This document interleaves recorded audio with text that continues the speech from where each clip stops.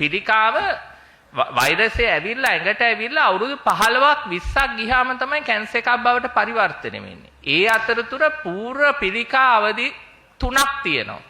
ඒ අවදි 3 අඳුර ගන්න අපිට පරීක්ෂණ තියෙනවා.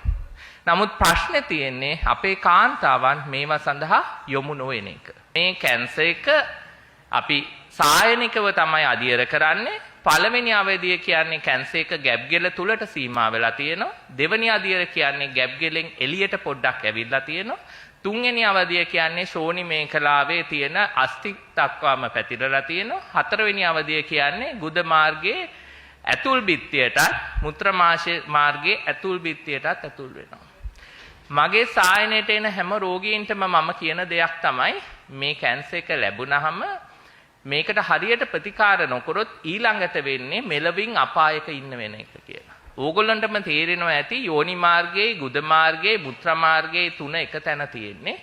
මේ කැන්සර් එකට early treat නොකරොත් මේ කැන්සර් එක ස්ප්‍රෙඩ් වෙලා මුත්‍රා සහ මල පහ යෝනි මාර්ගයෙන් යන තත්ත්වයටපත් වෙනවා. එතකොට ඒ තත්ත්වයට යන්න නොදී ඉන්ට කලින් අඳුර ගන්න තමයි අපි මේ කරන මේ අපි සියලු දෙනාම එකතු වෙලා මේ වැඩ කරන්නේ. ඇත්තටම රටක් විදිහට අපි සතුටු විය යුතු නැහැ. වළක්ව ගන්න පුළුවන් කැන්සර් එක අපි වළක්වා ගැනීමේ ප්‍රයන්ත 1996 සිටේ දරනවා. නමුත් ඒ දරන ප්‍රයන්ත එහෙකටවත් අද වෙනතුරු අපේ කාන්තාවන් සම්බන්ධ වෙන්නේ නැහැ.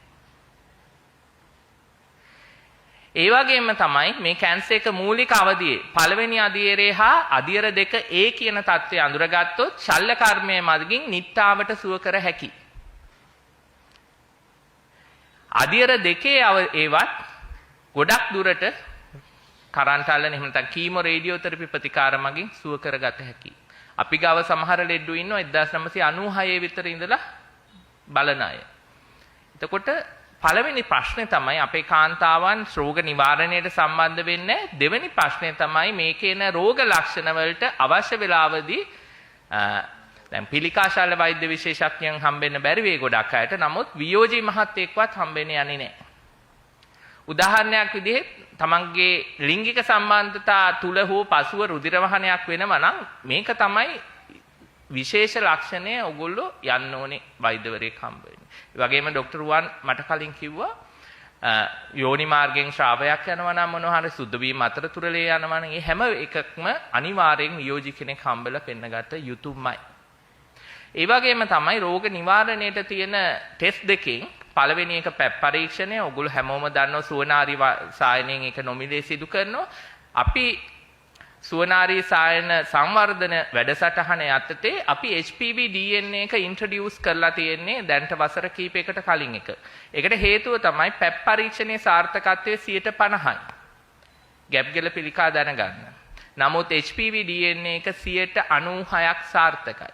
ඉතින් මම ඉල්ලන් සිටිනවා ඔයගොල්ලන්ගෙන් මේ HPV DNA ටෙස්ටිං වල ගැනත් අවයානස් එක වැඩි කළ යුතුයි මහ ජනතාව අතර. මොකද සල්ලි තියෙන මිනිස්සුයවත් දන්නේ නැහැ.